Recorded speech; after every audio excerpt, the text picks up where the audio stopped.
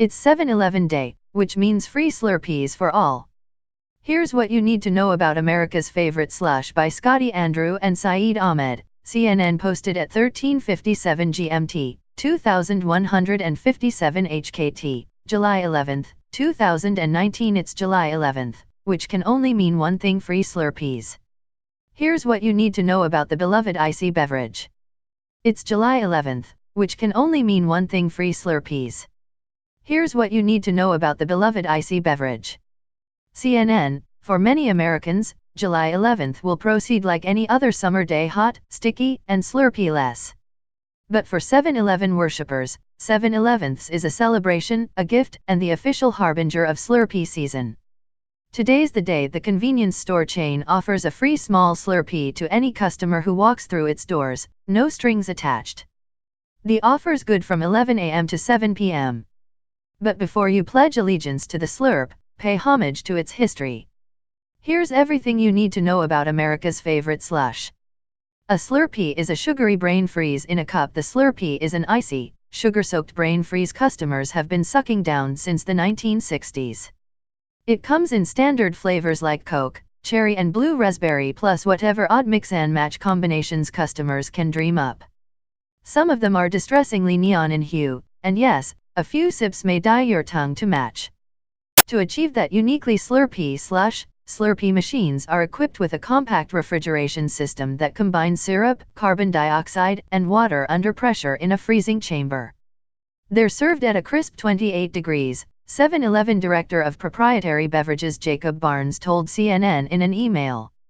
The first Slurpee wasn't called a Slurpee at all, believe it or not. The original Slurpee isn't indigenous to 7-Eleven, though it was created under a different, but familiar, name. The way the Kansas Historical Society tells it, Kansas businessman Omar Nedlik bought a humble Dairy Queen franchise in the early 50s. His store didn't have a soda foundation, so he'd keep bottles of Cola Cool in the freezer.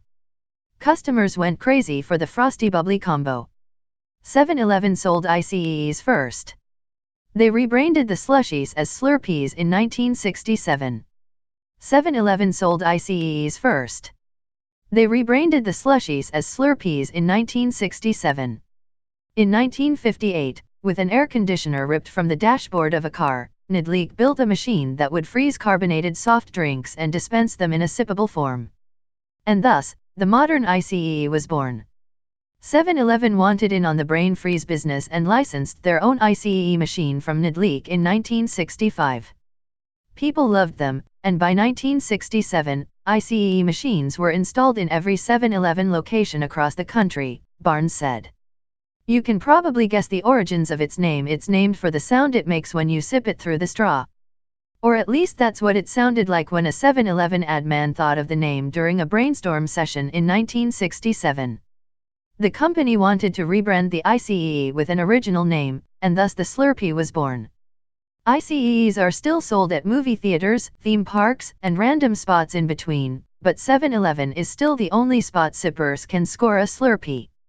The original flavor is still the most popular, like the very first Slurpee ever served. Barnes said the Coke Classic flavor reigns supreme in Slurpee sales. It's trailed closely by cherry, but Slurpers beware, it'll leave a red-tinted ring around your lips. Teens made the Slurpee popular. Slurpees broke big once Americans started taking road trips around the U.S. via the newly constructed interstate highway system in the post-war era, Johnson said. And rather than explore mom and pops along the way, road trippers wanted consistency when it came to food. That's when franchises like 7-Eleven and Dairy Queen took off, food historian Sarah Wasberg Johnson told CNN. But to cement the Slurpee's place in the cultural canon, its creators knew they had to cater to the demographic that would make it cool the youths. Top 40 radio DJs heavily pushed the product on their morning shows with success, Johnson said. 7-Eleven licensed clothes and limited edition cups advertising superheroes and sports stars to encourage kids to collect them all and drink more Slurpees in the process. Before coffee was cool, teens got their caffeine fix from sodas they picked up from gas stations after school, a ritual that took off with the Slurpee, she said.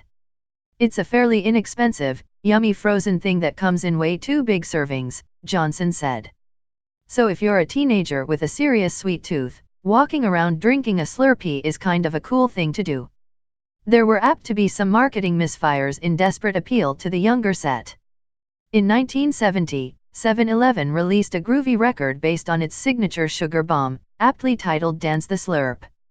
Yes, there is a rhythmic slurping solo, and yes, the only lyric is slurp. The Slurpees' biggest fans aren't American, they're American-made, but no one knocks back Slurpees quite as fervently as Canadians. For 20 years and counting, the province of Manitoba has been crowned the Slurpee capital of the world. Not even the harshest winter in decades could deter Canadians from their beloved frozen slush. The people of Winnipeg love the slush so much they voted to rename a road Slurpee Way. Slurpee season, Barnes said, is clearly year-round. America's obsession with sugary drinks originated in Prohibition. Americans can blame their sweet tooth on Prohibition, Johnson said. When alcohol was outlawed in 1920, people were forced to seek out a new, legal vice. Soda fountains that served shakes and colas took off, and sugar consumption, particularly among white adult men, skyrocketed, she said.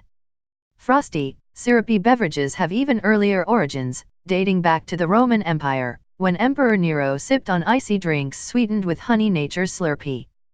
People are just addicted to frozen sweet things, she said. The future of the Slurpee is neon bright. The Slurpee's still kicking after 54 years, but can it endure? Johnson has no doubt.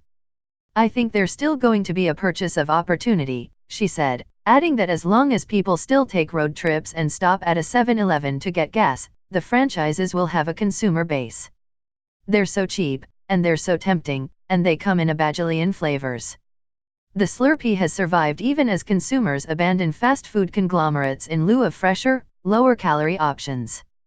Perhaps, Johnson said, 7-Eleven will sub the artificially flavored syrups for a fruit-based puree in an appeal to health nuts. Barnes said the drinks remain popular among the generation of consumers who were teens when the slush got popular. For older slurpers, Slurpee drinks bring back nostalgic memories of schools out, fun in the sun summers and sharing with family, he said. And for those who haven't tasted the Slurp's Technicolor magic, there's no better opportunity than today to join the club. After all, it's free.